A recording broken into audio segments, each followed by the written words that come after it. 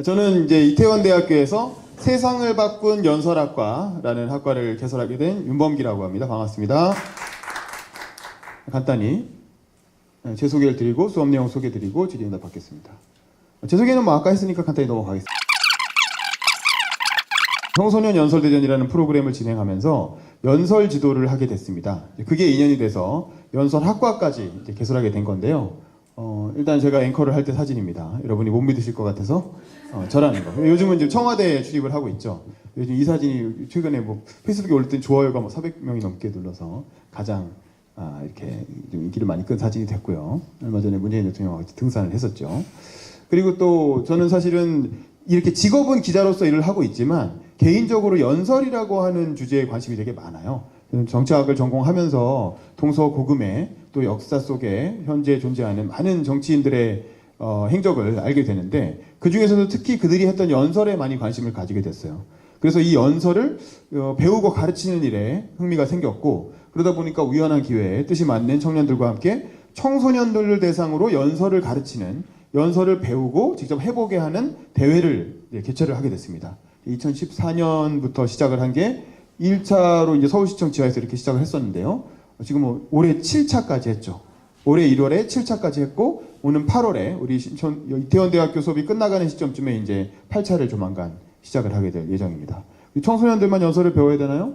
아니죠. 대학생들도 연설을 배울 수가 있겠죠. 그래서 대학생들을 대상으로 한 대회도 개최했었고요. 대학생들만 연설을 하나요? 또 그거 아니죠. 그래서 우리 주부님들을 대상으로 한 연설대회도 국회에서 개최를 했습니다. 주부만 연설을 하나요? 대학생이 아닌 청년은 어떻게 하나요? 그래서 청년을 위한 연설대회도 3차에 걸쳐서 개최를 했습니다. 그러니까 직업은 기자지만 취미활동으로 연설대회를 개최하고 대학교를 운영하고 있는 사람입니다. 자, 그러면 그래서 제가 신촌대학교에서 한 번, 이태원대학교에서 한 번, 두 번에 걸쳐서 세상을 바꾼 연설학과를 이미 운영을 했었고요. 보시다시피 이제 포스터가 똑같죠? 네, 똑같은 포스터를 한쪽은 신촌대, 한쪽은 이태원대 날짜만 바꿔가지고 이렇게 운영을 했었는데 두 차례에 걸쳐서 해보니까 뭐 입 커리큘럼도 다 좋았습니다. 나쁘진 않았지만 요즘 최근에 이제 또 새로운 제가 정치부 취재를 하면서 새로 알게 된 내용을 바탕으로 해서 이번에 그 커리큘럼을 좀 바꿨어요. 그래서 이번에는 김대중 대통령을 지난번에 했기 때문에 빼고 노무현 대통령과 그 다음에 우리 안희정 충남지사와 이재명 성남시장 최근에 민주당 경선 과정에서 또 촛불 집회 과정에서 굉장히 인상적인 연설을 했던 두 분의 내용을 커리큘럼에 포함시켜서 준비를 했고요. 연설이라는 게 뭐냐를 설명할 때 제가 지난번에는 굉장히 복잡하게 뭐 여러 가지로 설명했는데 사실 얼마 전에 우리 문재인 대통령이 5.18 기념사에서 보여줬잖아요.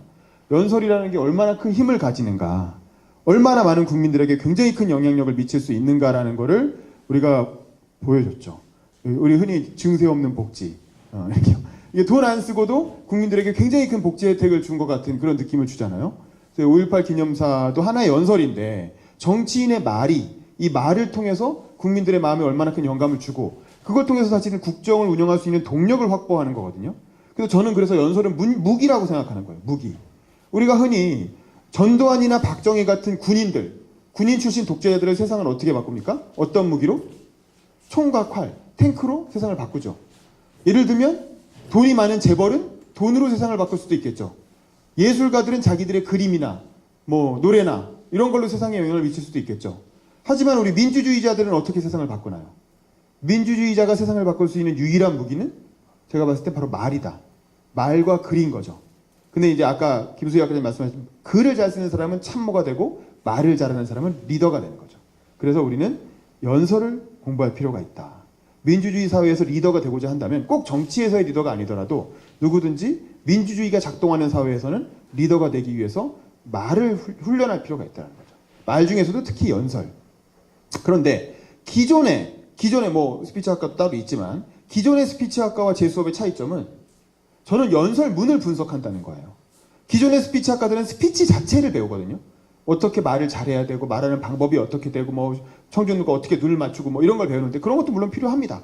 필요하지만 제가 관심 있는 건 연설문 그 자체예요. 연설문이 과연 어떻게 쓰여졌는가? 실제로 어떤 내용으로 구성되어 있는가?